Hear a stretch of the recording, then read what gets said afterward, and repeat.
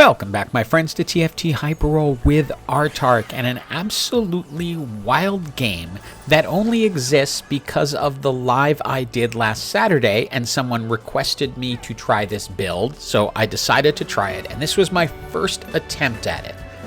So I'm going to make some mistakes along the way, then I will have more to say about it next week when I do a video on it from the new patch. Also, this Saturday, 3 o'clock, going to do a live stream again as well.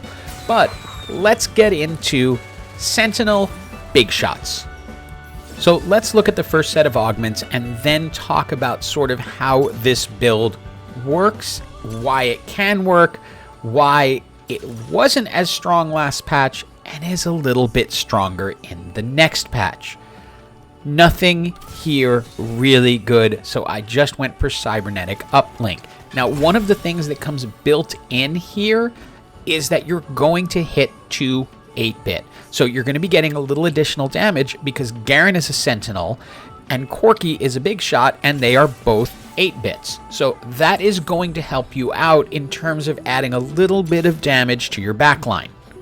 So mistake number 1 right here, I decided to unlock and not take the Corki Big Shot. Should have done it, and the reason is that there are 6 Sentinels in the game, so you can get to 6 Sentinels no matter what. However, there are not 6 Big Shots in the game. You are going to need to get a Big Shot as your headliner with Big Shot as the headlining trait in order to reach that. I should have grabbed that Corki, but still won anyway.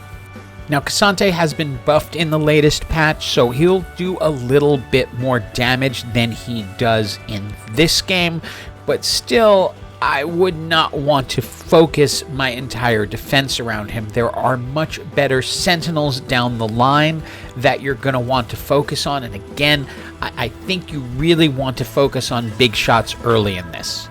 For item choices, I tend to find it best to favor the backline, because the front line with Sentinel is going to be getting armor and magic resist as part of the trait, so you don't need as many items on them, where you are going to want your backline to have a lot of items to be much stronger.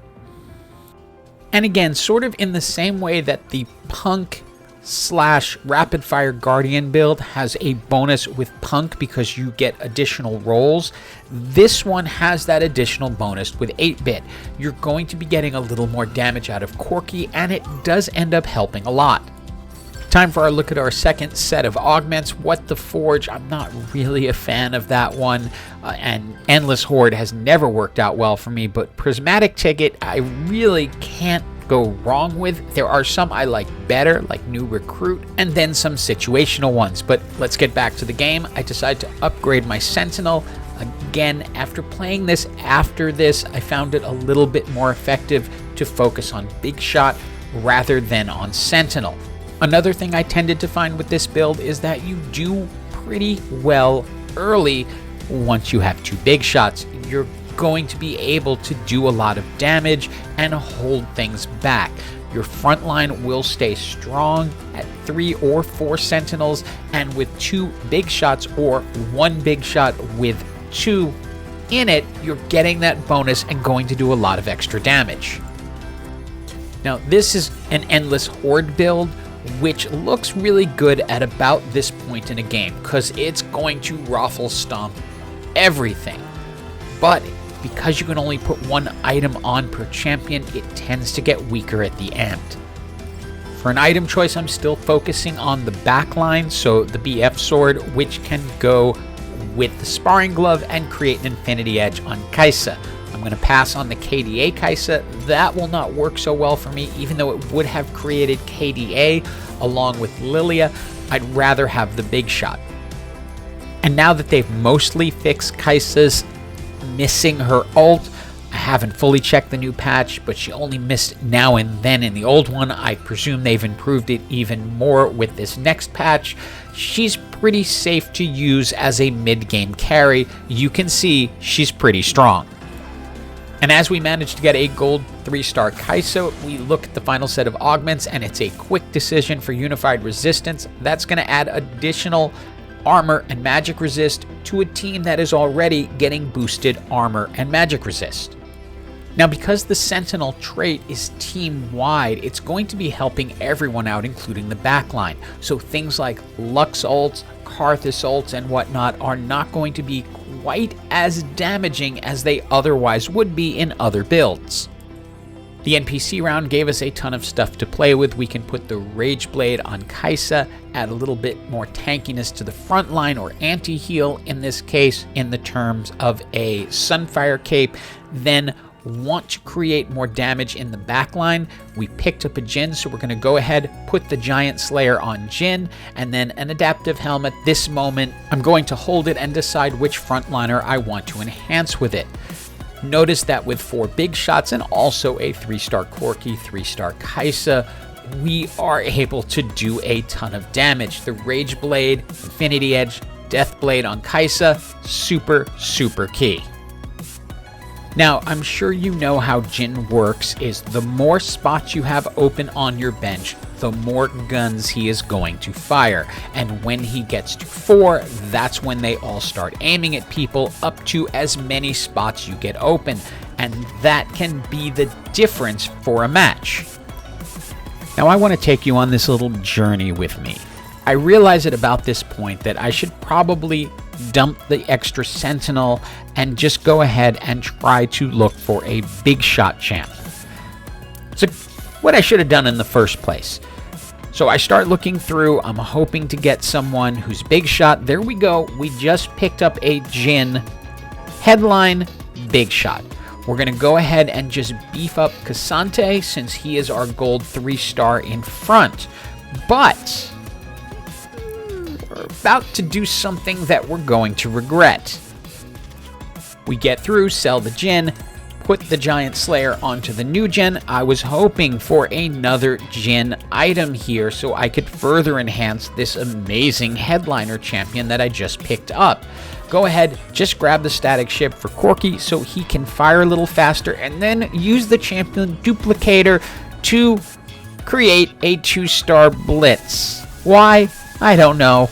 Just remember this moment for later because it's gonna come back and haunt us. But don't be so quick to use your champion duplicators when you're in this kind of transitional period anyway. We get an item choice, and luckily we get a Jhin item, Death Blade, excellent item, gonna add a lot of damage as we continue down the line. We're also lucky that we have Prismatic Ticket. Even though I'm missing Mordekaiser every time he goes by, I am picking up a bunch of Jhins. Now, it's kind of comical to me as I'm watching this back. I know at this point in my head I want to go to 6 Big Shots, so I'm trying to figure out who the 6th Big Shot is. It's Ezreal, right there down at the bottom. Am I locked for him? No. Am I noticing him? No.